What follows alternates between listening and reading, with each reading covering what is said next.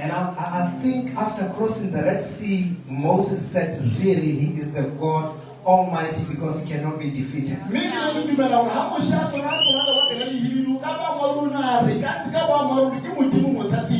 And I think when you look at your life, where you are today,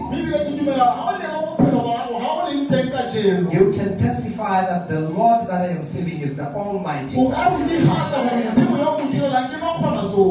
He is the one who provides when you are in need. In your sickness, you know that He is the healer because He is the Almighty. He is the El Shaddai. Mahonazor. You are everything to me. El Shaddai. So you are everything to me. El Shaddai. You are everything to me.